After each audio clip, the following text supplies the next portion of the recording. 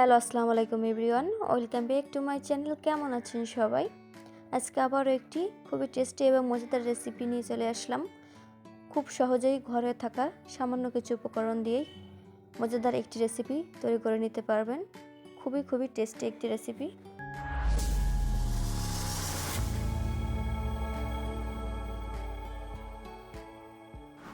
প্রথমেই আমি এখানে মুরগির চামড়া এবং দুটো আলু ছোটো ছোটো কিউব করে কেটে নিয়েছি এবং 1 কাপ ডাল ধুয়ে পরিষ্কার করে রেখেছি।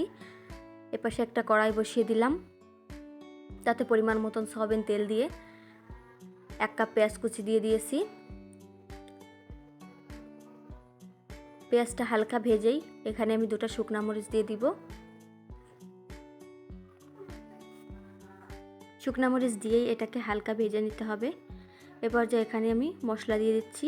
এখানে আমি আদা, রসুন, গরম মশলা, শুকনো মরিচ সব কিছু দিয়ে একটা পেস্ট তৈরি করে নিয়েছি।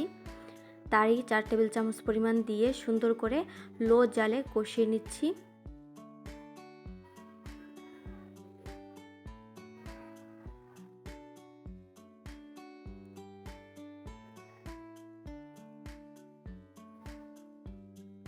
কষানো প্রায়, এ পর্যায়ে আমি 2টা তেজপাতা দিয়ে দিচ্ছি। তেজপাতাটা আপনারা আগেও দিতে পারেন, কিন্তু এই সময়টা দিলে অনেক বেশি ফ্লেভার ছড়ায়। এখানে আমি 2 টেবিল চামচ পরিমাণ হলুদ দিয়ে দিচ্ছি কালারের জন্য।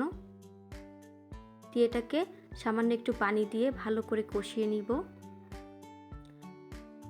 পানিটা দিয়ে লো আঁচে সুন্দর করে কষিয়ে নিয়েই আমি এখানে মুরগির চামড়া এবং সেই কিউব কিউব করে আলু কাটা সেটা দিয়ে দিচ্ছি এবং ডালটা দিয়ে সুন্দর করে কষিয়ে নিচ্ছি। এরপর যে এখানে আমি 2 টেবিল চামচ পরিমাণ লবণ দিয়ে দিচ্ছি, দিয়ে সুন্দর করে এটাকে কষিয়ে নিব। আর এখানে অবশ্যই বৃষ্টির পানি বা আমরা যে কেনা পানিটা খাই এটা ইউজ করবেন, তাহলে ডালটা একেবারে মোমের মতন গলে যাবে। সাধারণ পানি ইউজ করবেন না।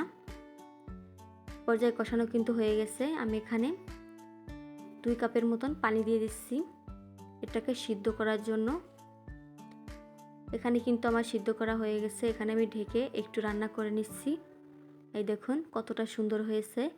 এখানে এবার আমি ঝোলের পানিটা দিয়ে দিচ্ছি, দিয়ে সুন্দর করে এটাকে রান্না করে নিব। আমার ডালটা কিন্তু গলে গেছে 80%,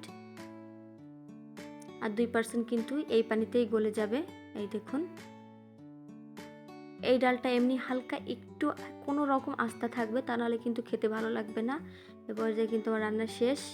আমি এখানে জিরার গুঁড়া দিয়ে ছিটিয়েই নামিয়ে নিব। দেখতেই পাচ্ছেন কতটা ঘন হয়েছে। মুরগির চামড়া এবং ডাল দিয়ে ঘরে কিছু না থাকলে এই সামান্য কিছু উপকরণ দিয়ে আপনি ঘরে খুবই টেস্টি একটা রেসিপি তৈরি করতে পারবেন। তা সেটাই আমি আপনাদের করে দেখালাম। দেখুন কতটা লোভনীয় হয়েছে দেখতে, ভীষণ সুন্দর হয়েছিল কিন্তু, যেটা আপনারা কাছ থেকে না দেখলে বুঝতেই পারবেন না। এই দেখুন, এটা হলেই আর কিছু প্রয়োজন নেই। খুবই টেস্টি একটা রেসিপি, যেটা খুব সহজেই ঘরে থাকা সামান্য কিছু উপকরণ দিয়ে তৈরি করতে পারবেন। আমার ভিডিও যদি ভালো লাগে অবশ্যই লাইক কমেন্ট করবেন। নতুন বন্ধুরা আমার চ্যানেলটি সাবস্ক্রাইব করবেন। আসসালামু আলাইকুম, ভালো থাকবেন, আমার জন্য দোয়া করবেন।